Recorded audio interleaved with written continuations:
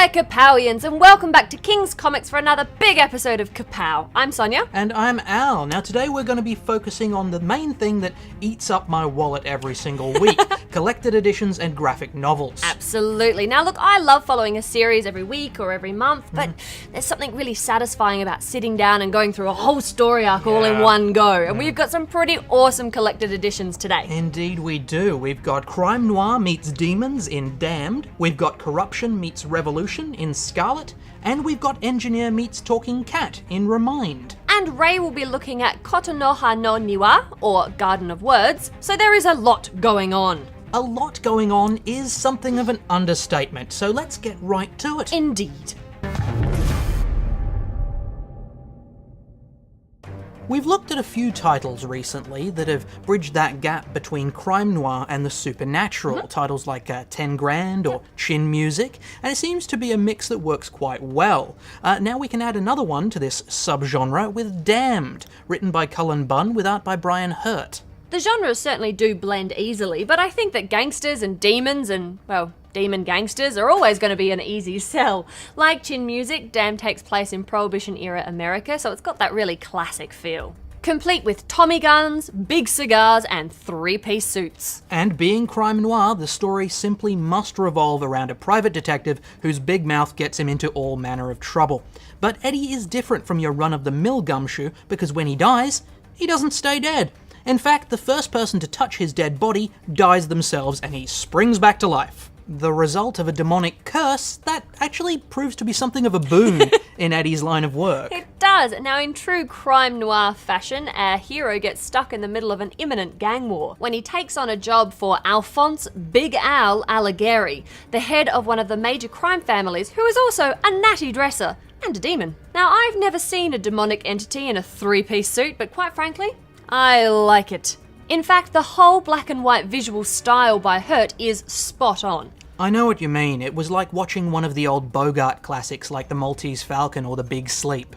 Honestly though, I was more impressed by the art than I was by the writing. Really? I thought the dialogue was pretty spot on. Oh look, absolutely, I don't disagree with that at all, but I did feel the character work was a little bit lacking. Okay. I mean, we know what these characters are about, we know what their motivations are, their personality's a bit less so. I mean, they in a lot of cases come across more as archetypes than they do fully realised characters.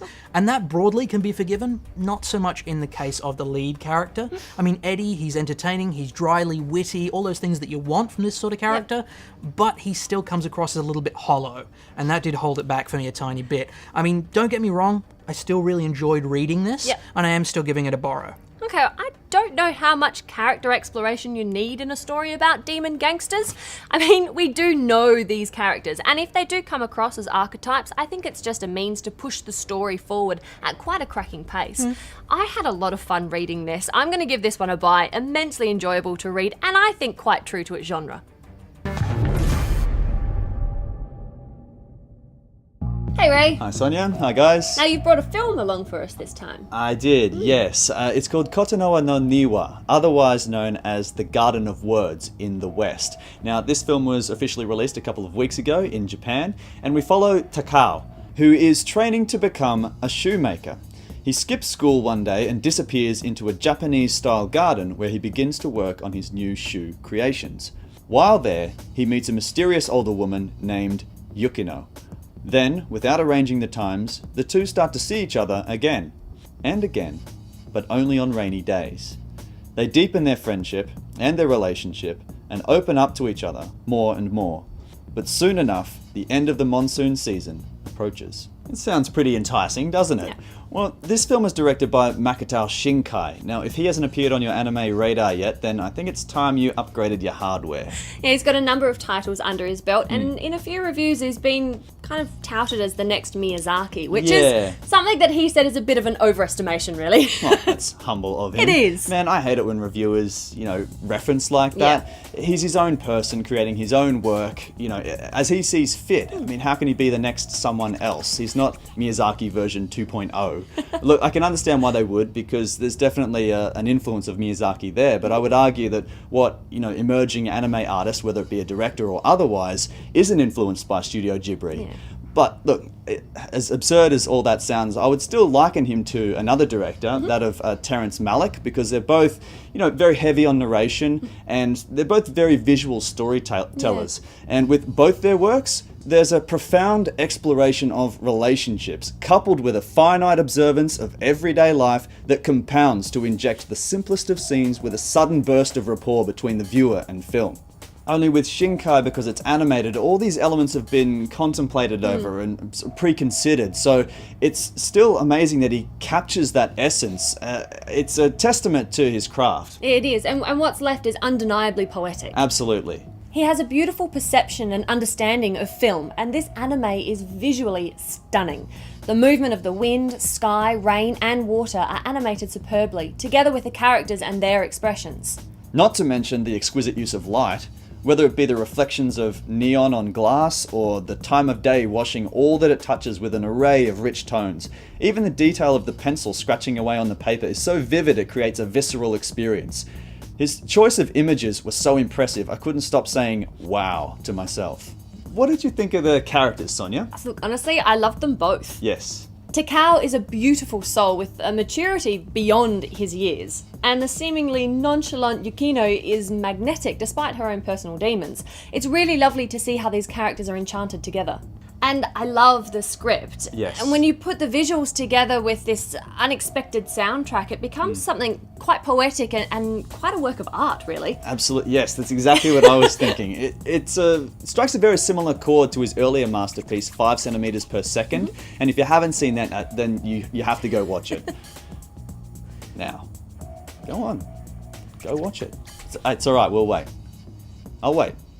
Ray, They're not going anywhere. no, because look, while you're waiting for them, why don't you just let us know what your final thoughts are, okay? They'll go, I promise. Okay. Okay.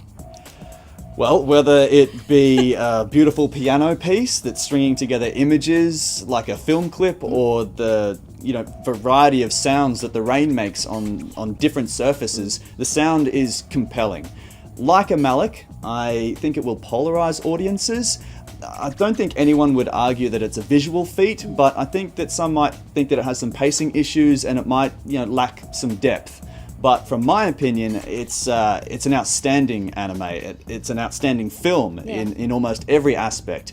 And furthermore, it's a fantastic work of art. So I'm giving it a buy. Yeah, look, I totally agree with you. This is such a beautiful work of art. Yes. And I don't think it's going to alienate anyone either. No. I feel like it's one of those films that everybody in the family can sit down and watch, and everybody will really enjoy it. Yeah. I also highly recommend watching it in its natural language. Don't Yes. watch anything dubbed, because the original language and sounds just adds those extra subtleties and nuances that just adds to this whole experience. It's really beautiful. It's a buy from me as well. Some would say it's fresh, but hey, I would say it's fresh indeed. Only a matter of time before he said it. And I'm still waiting. So, you better hurry up.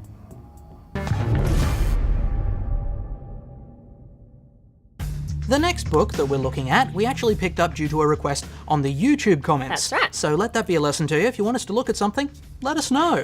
In this case, it was one that I had a look at the first couple of issues and was more than happy to pick up the hardcover of Brian Michael Bendis' Scarlet. Yeah, they didn't really have to twist your arm very hard, did they? Oh, really?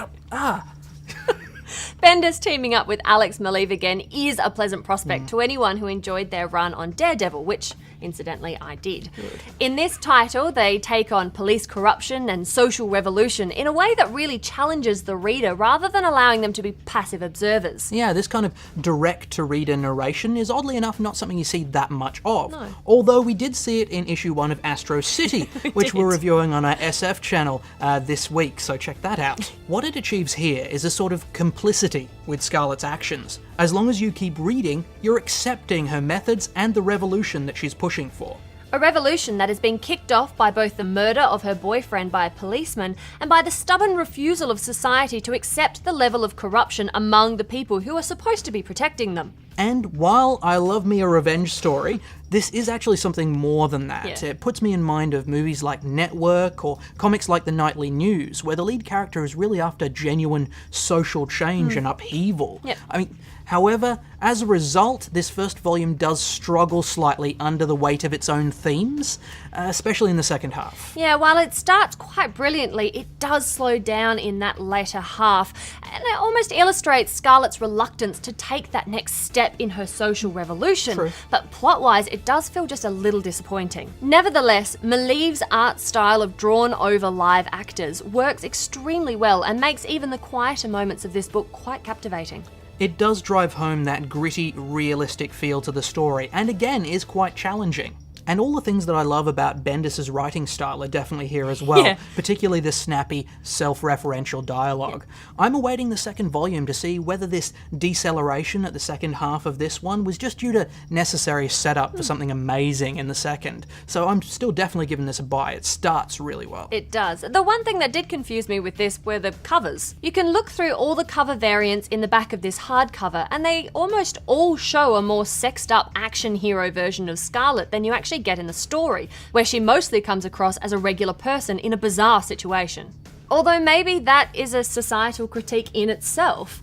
All up, I really enjoyed this story, the characters, and the effort to tell a different sort of story. Definitely a buy from me as well. Excellent.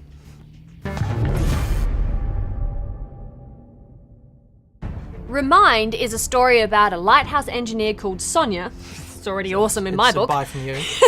A talking cat called Victuals, and an undersea kingdom populated by lizard people. Yes, and yet for all this fanciful content, there is quite a disquieting edge to this all-ages graphic novel, isn't there? There is, but it's something we can't really talk about without getting a little spoilerish. We can say that the town that this story takes place in, Crippled Peaks, has become a bit of a tourist mecca since Sonya's father caught sight of what he described as a lizard man. And while her father has passed on, the tourists have remained, despite no one else having seen anything even remotely scaly crawling out of the ocean. Yeah, now we can also say that Victuals the cat wasn't always able to speak. He was a perfectly normal feline until he disappeared for a week, then showed up again, bedraggled, bruised, walking around on his hind legs, and talking up a storm. So where was he in that missing week? And is he even the same cat? And who calls a cat victuals? I mean, seriously. It's a word that means provisions or food supply, so I'm a little concerned where this is going. Don't eat the cat. Don't eat the cat. They taste terrible. Yeah.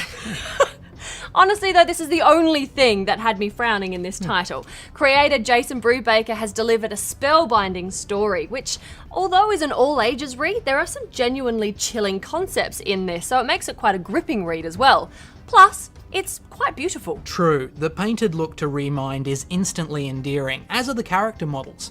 There is a bit of a disconnect between the quite naturalistic look of the humans and the cartoonish look of Victuals himself, but that seems normal when he's sitting at a table eating with a knife and fork, or when he's putting on a robot diving suit. That's right, robot diving suit. But again, we don't want to get spoilery, so I'm not going to say anymore. Now, you can see why Brubaker was originally pushing this as an animated film, but it works so beautifully as a graphic novel. does, yeah. This is also a really great example of what a crowd-funded project can become. It's a great adventure with brilliant characters and a Xeric Award-winning adventure. I really, really loved this, and it's definitely a buy from me. Yeah, look, I really enjoyed it too. It's got a charm that extends beyond the plot and the artwork Yeah. to the presentation of the hardcover itself. And I know it's an odd thing to focus on, but the cover was a real pleasure to look at and to hold. I've gotten a little sick of trades coming out with cardboard that curls back the instant you put it down. This book, you could leave out on display. I'm going to give it a buy as well. It's just great to see more textured, all-ages content out there. It's great stuff. Don't eat the cat. No, don't eat the cat. Seriously.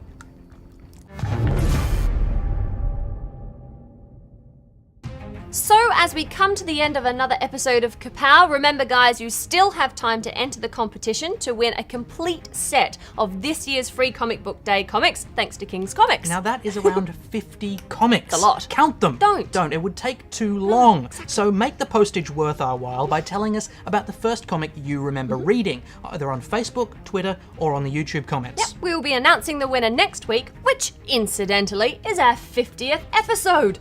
So send in well wishes and and cake and party hats. But not all in the same box. No. We made that mistake once. Yes. Wouldn't have been so bad if we hadn't put the puppy in as well. It ate the cake. Ray was angry. It was.